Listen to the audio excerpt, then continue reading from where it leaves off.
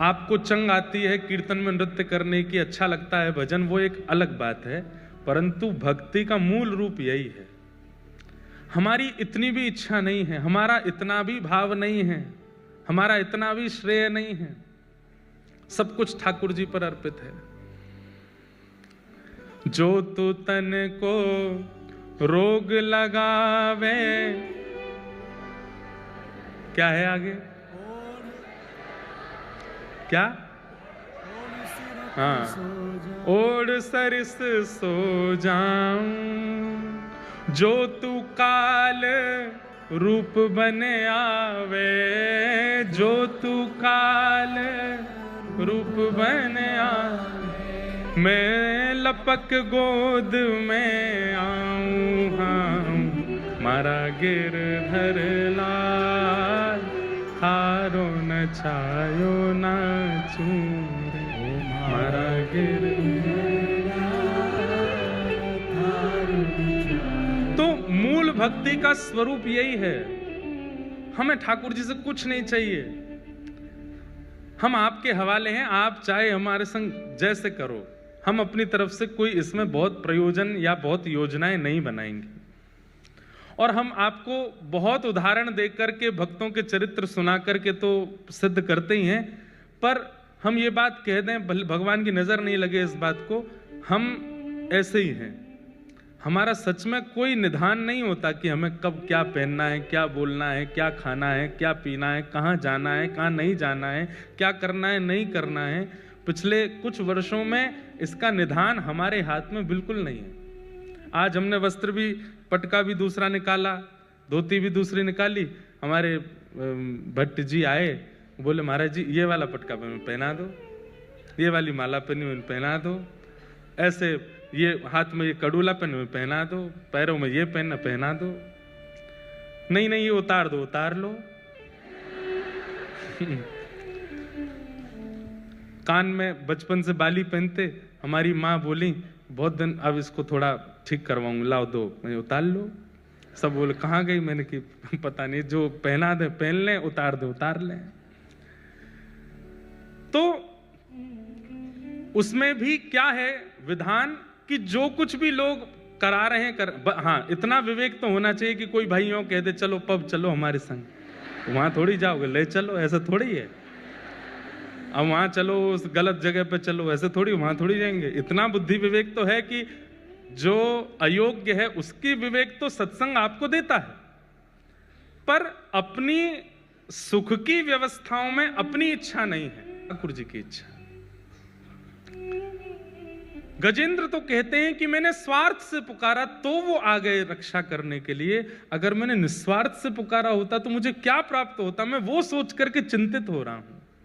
यदि मैंने निस्वार्थ से पुकारा होता तो क्या होता। तो वैष्णवों की 3 निष्ठा में सबसे पहली निष्ठा नाम निष्ठा। जब आप नाम उच्चारण करते हैं, आप राम भी अगर कहते हैं तो आपको राम जी का स्मरण होना चाहिए। अब आपको स्मरण कैसे करें? नव कंज लोचन कंज मुख कर कंज पद कंजा। कंज किसे कहते हैं? ये है कंज, कमल। जिनके कमल जैसे नेत्र हैं, जिनके कमल जैसा मुख है, जिनके कमल जैसे हाथ हैं, जिनके कमल जैसे पैर हैं, जिनके कमल जैसा सर्वांगीण अंग है, ऐसे प्रभु श्री राम। अब आप चिंतन करो, देखो कितनी सुंदर झांकी। ठाकुर जी हैं नील वर्ण के और आंखें कैसी हैं? कमल जैसी। तो जैसे मानो नील सरोवर में 2 कमल रखे हों। ठाकुर जी के हाथ कैसे हैं? कमल जैसे, मानो नील वर्ण में 2 कमल यहां। चरण कैसे? कमल जैसे। हम लोगों का एक स्वभाव है, संसार के विषय का चिंतन हम बहुत जल्दी कर लेते हैं, लेकिन भक्तिमय चिंतन हमसे बनता नहीं। अभी कोई आपको ऊट पटांग चीजों का चिंतन करावे, विषय भावनाओं का चिंतन करावे, कोई गलत बात मंच से करने लग जाए, तो गंदी बात करने लग जाए, आप 2 मिनट में आपकी सारी इंद्रियां एक्टिव हो जाएंगी उसके लिए। लेकिन भक्ति भाव में लगाना पड़ता है, चिंतन करना पड़ता है, सोचना पड़ता है, चिंता करनी, कैसे बनेगा, कैसे बनेगा, क्यों नहीं बन रहा है।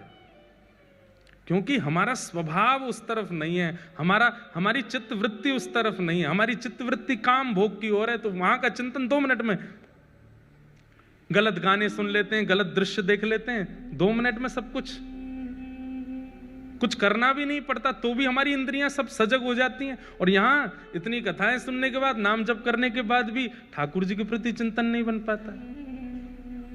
इसलिए प्रयास कीजिए, जब जब नाम उच्चारण करो तब तब या तो नामी का या नामी के धाम का चिंतन करो।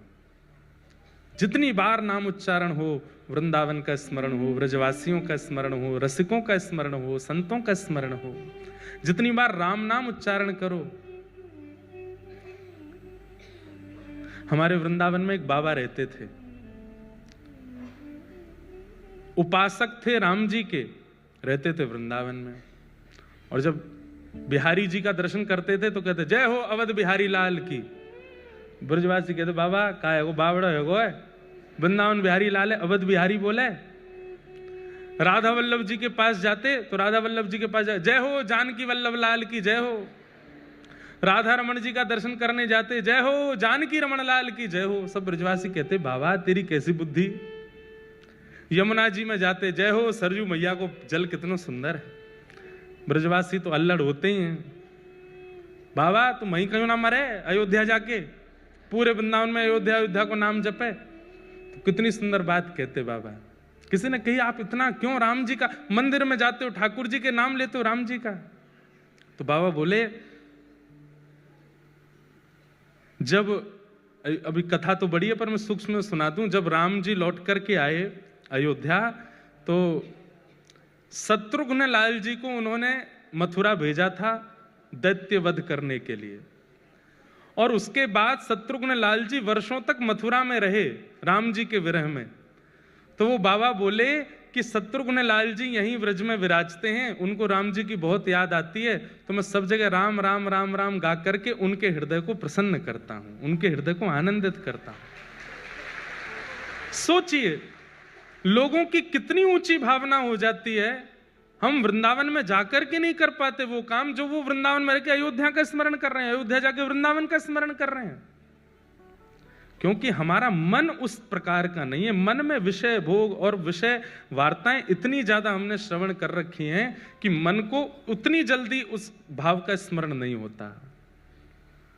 अभी नाम ले लें बड़ा पाव, तो कितनों के जीव में तुरंत स्वाद भी आ जाएगा, चिंतन भी आ जाएगा, उसका रस भी आ जाएगा और दुकान भी दिख जाएगी, वो वाली दुकान सबसे अच्छी, वहां मिलता है बढ़िया वाला, उसमें चटनी भी अच्छी मिलती है, ये भी बढ़िया मिलता है।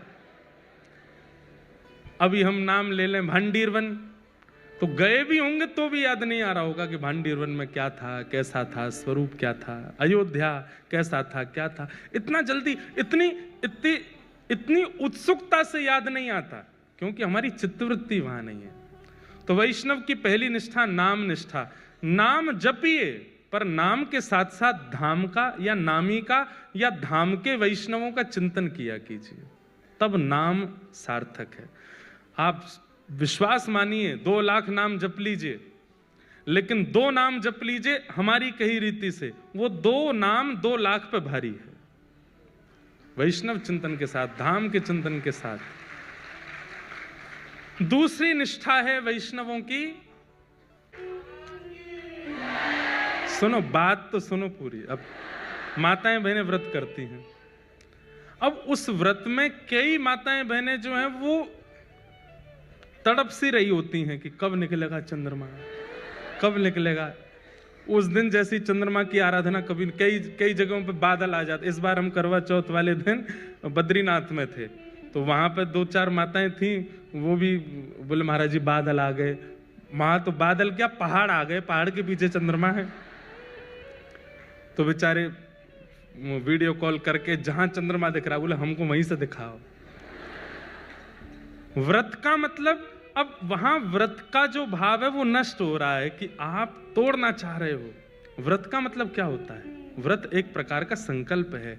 आपने अपने प्रियतम के लिए, अपने प्रिय के लिए आज अन्न जल का त्याग किया है, उसमें उत्साह नहीं है तो वो व्रत श्रेष्ठ नहीं। एकादशी वैष्णवों की करवा चौथ है, हर महीने आती है। जितने तिलकधारी, जितने कृष्ण प्रेमी, जितने वैष्णव हैं, उन सबकी करवा चौथ है एकादशी। और करवा चौथ सौभाग्य से रखती है माताएं अपने पति की दीर्घायु के लिए। ऐसे ही वैष्णव जन अपने लाल जी के, अपने प्रिया प्रियतम के सुख के लिए, कि वो राजी रहें।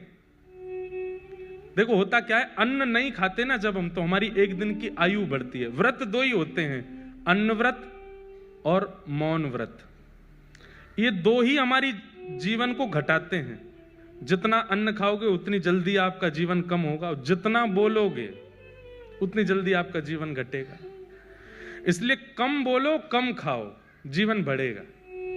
इसलिए ये दो व्रत बताए हमारे शास्त्रों में। विषय हैं तो बहुत सारे, पर ये विशेष हैं, अन्न व्रत और मौन व्रत। तो व्रत करने से क्या होता है, आपकी आयु एक दिन की बढ़ जाती है। एक दिन आपने अन्न नहीं खाया तो एक दिन की आयु आपकी बढ़ गई।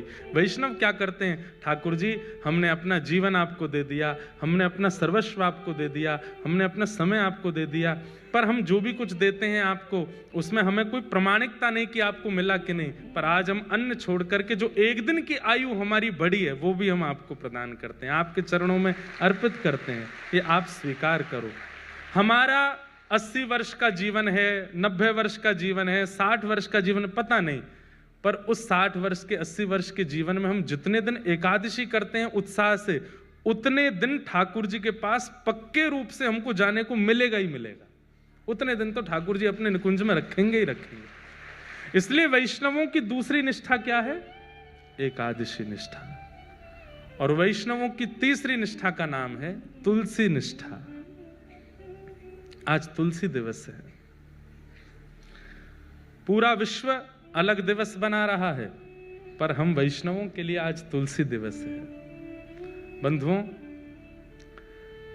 प्रत्यक्ष रूप से मैंने पहले भी कथा में कहा, भाई लोगों को ठाकुर जी की सेवा बड़ी निपुणता से करनी चाहिए। पर ठाकुर जी की सेवा में, शालिग्राम जी की सेवा में भी कई बार माताओं को निषेध बताया गया, और भी कई भावों में।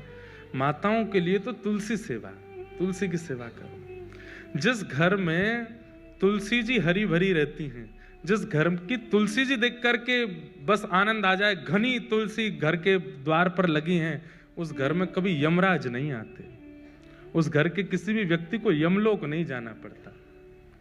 सबसे पहला प्रमाण तो यही है। और भैया सबसे बड़ी बात, आप लोग गूगल मैप पर एड्रेस डालते हो, गाड़ी आपकी वहां पहुंचा देती है। ठीक वैसे ही ठाकुर जी का जो गूगल मैप है, उसमें केवल यही डालते हैं किन किन घरों में तुलसी है, वहां के डायरेक्शन बताओ, वहां की दिशाएं बताओ। तो जिस घर में तुलसी, उसी घर में ठाकुर जी का आगमन होता है, उसी घर में वैष्णवों का। हनुमान जी गए लंका, और लंका में जाकर के जब पूरा लंका का दर्शन कर, तभी उन्होंने देखा एक तुलसी का वन। यहां कहां सज्जन कर वासा, ये लंका निश्चरों की भूमि, यहां पे सज्जन कौन रहता, बताइए। तुलसी से ये प्रमाण मिल गया कि कोई सज्जन है। और जब भीतर जाकर के देखा तो विभीषण जी महाराज, विभीषण जी को देख करके हनुमान जी ने उनको सज्जन कह दिया और कहा तुम पर राम कृपा अवश्य होगी। केवल इतने मात्र से कि बाहर द्वार पर तुलसी लगी है। आज तुलसी दिवस है। एक तो तन में तुलसी धारण करो, कंठ में तुलसी जी पहनो। हमारे प्राण कब चले जाएं पता नहीं, तुलसी जी तन में होनी चाहिए, स्पर्श में होनी चाहिए। और दूसरा, घर पर तुलसी धारण करो, घर पर तुलसी विराजमान करो। आज इसी प्रकार से अपने तुलसी दिवस को आनंदित आप लोग करो। बहुत सारे प्रश्न आए हैं, इतने सारे आए कि मैं तो पढ़ ही नहीं पाया, लेकिन कुछ विशेष हैं इसलिए मैं सुना देता हूं पढ़ करके।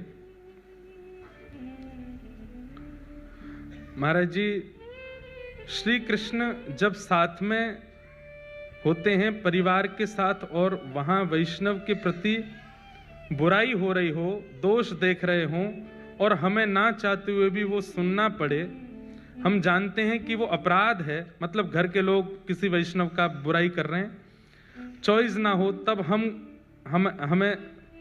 हम सबके साथ रहें, के भी मन में नाम जप करें। क्या मतलब उनका ऐसा भाव है कि घर में जब कोई वैष्णव अपराध कर रहा हो, हमें ना चाहते हुए भी मौन रह के सुनना पड़े, तो हमें क्या करना चाहिए? देखो, वैष्णव अपराध कोई व्यक्ति कर रहा है, वैष्णवों के प्रति अनर्गल बातें कर रहा है, आपको सुनने और देखने को यदि प्राप्त हो रही है, आप तुरंत उसका मानसिक त्याग करो, मन में उस बात को आने मत दो, मन में उसका चिंतन मत होने दो, और उस व्यक्ति के नाम से भी ठाकुर जी को प्रणाम करो, हे इसको सद्बुद्धि देना नाथ कि अब ऐसा ना करे।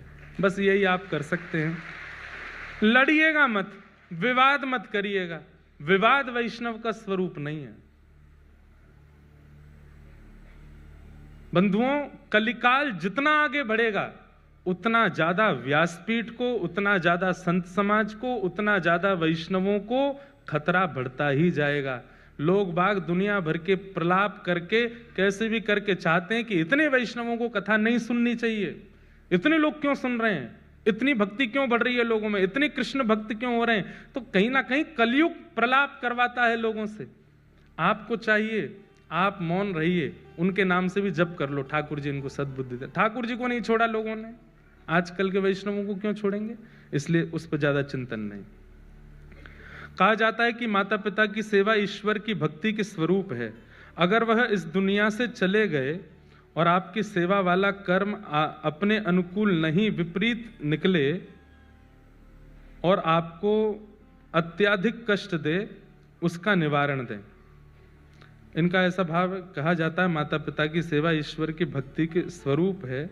अगर वह इस दुनिया से चले गए और आपके सेवा वाला कर्म आपके अनुकूल नहीं, विपरीत निकले, तो आपको अत्यधिक कष्ट दे, उसका निवारण दें। यदि आपके अपने ही आपको सबसे ज्यादा कष्ट दें और आपको जीना भी दुर्बल कर दें, तो इसके प्रति क्या करना चाहिए?